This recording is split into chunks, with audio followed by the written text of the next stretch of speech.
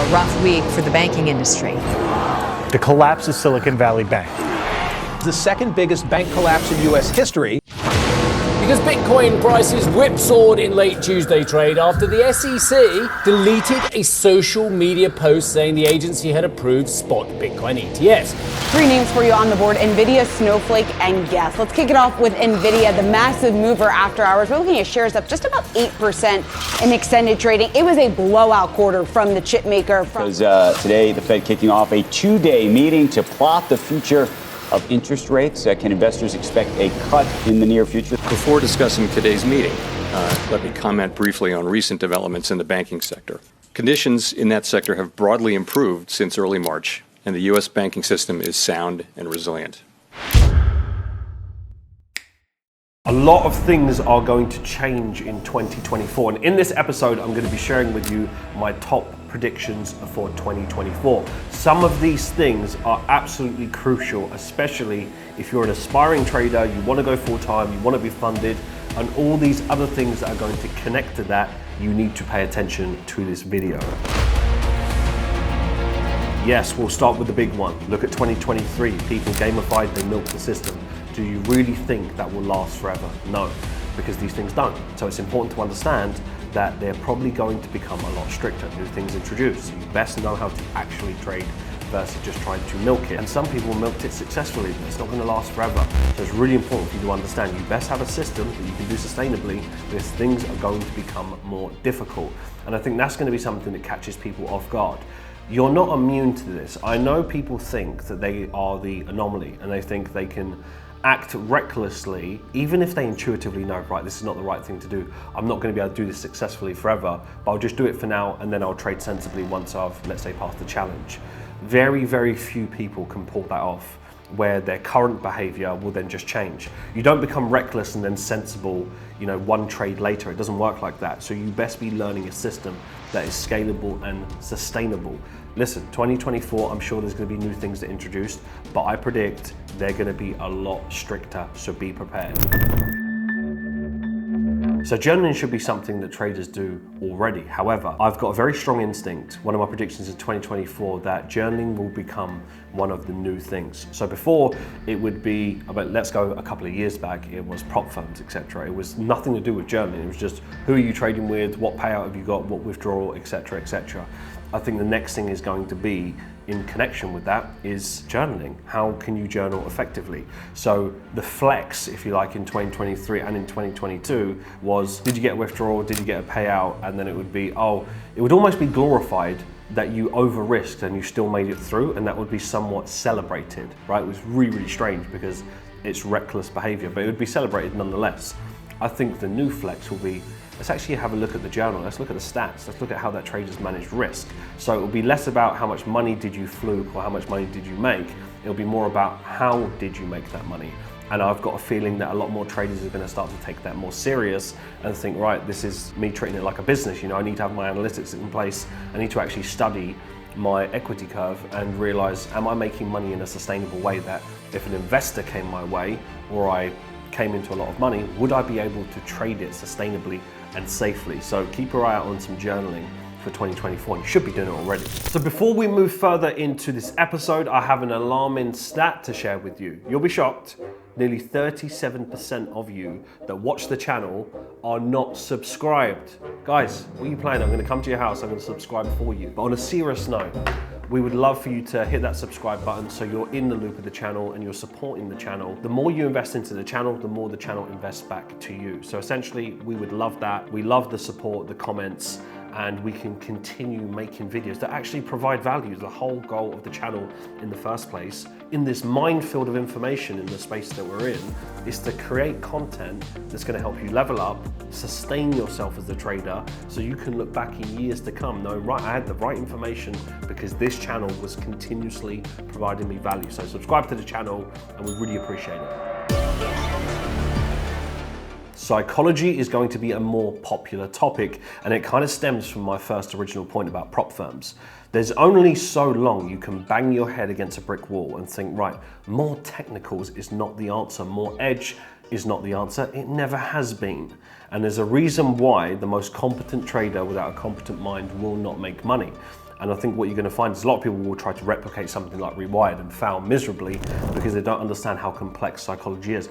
I understand why there's not a whole bunch of psychological programs, because psychology is quite a deep topic and it can go so broad that it's not useful to the trader. But the reason why Rewired is useful to the trader, because I built it. So I understand the trader's mind, that's the difference. And I think what you're gonna find in 2024 is a lot more people try to either replicate that poorly or realize that they need to focus on it. There's been this conversation, I would say, over the last couple of years is, you don't need to focus on psychology. That just happens when you become a better trader. And although there is actually some truth in that, I would agree with those people to a degree. Think about it like this. We get traders that trade a mechanical based system. So it'd be 100% mechanical. They're really good technically. I'm not talking about the trader that doesn't know their technicals. I'm talking about someone who's got well-defined rules. They know their system, they know their edge, that they are profitable. So I'm talking about the ones that are already making money, but they have this limit. So for example, they'll be doing well, but they can't seem to get past, let's say, 200K of funding capital. And when they do, they self-sabotage and they almost reset, and then they try to go into their results and figure out, right, what went wrong, what went right, and then they replicate it again. Why is it when those traders come into Rewired after about 3 to 4 months, suddenly break through that cap that was stopping them? And then they get to levels of 600, 1 million plus, etc.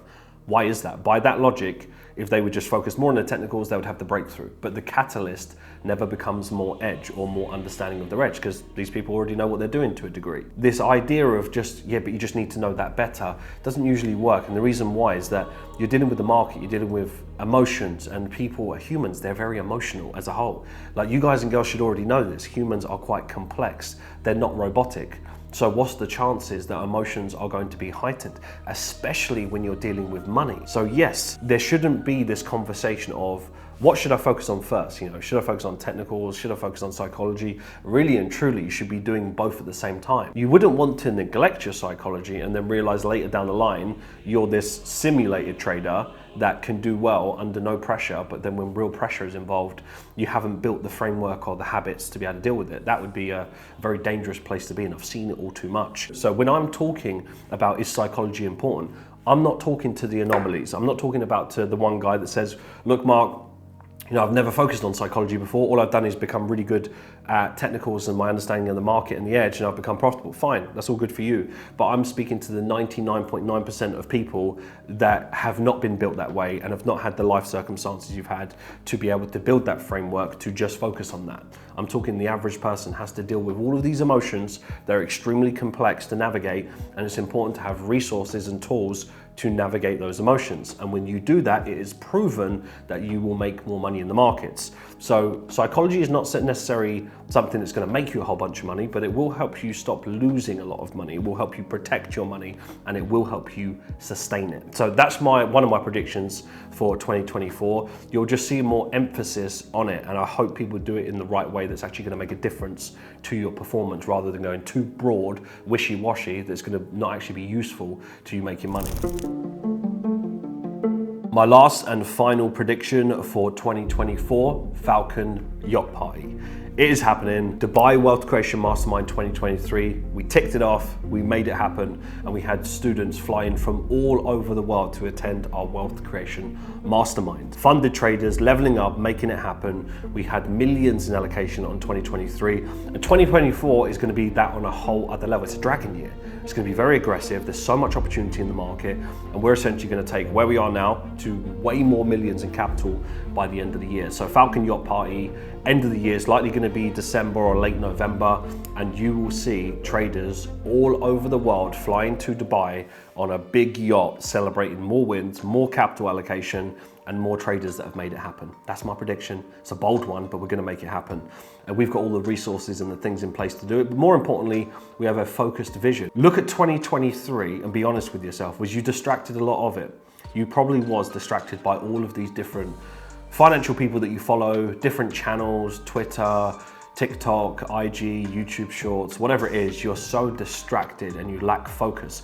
And because you lack focus, you lack clarity, because you're too invested in everybody else's life and not your own. You need to prioritize you. You're the main character of your story, nobody else. So just make sure 2024, you've got this extra level of focus And by doing that, you'll find that your just results will improve. I know that our community is focused. So however you trade, I hope you find that as well. Just more clarity.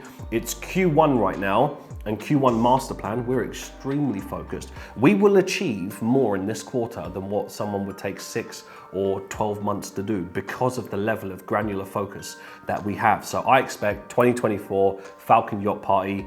So many traders are going to be there celebrating with me, and I hope to see as many of you there as possible. And to everyone in the trading space, listen, this is a difficult business. You owe it to yourself to be focused. You owe it to yourself to be disciplined. This is the year to make it happen. Ready? Yep.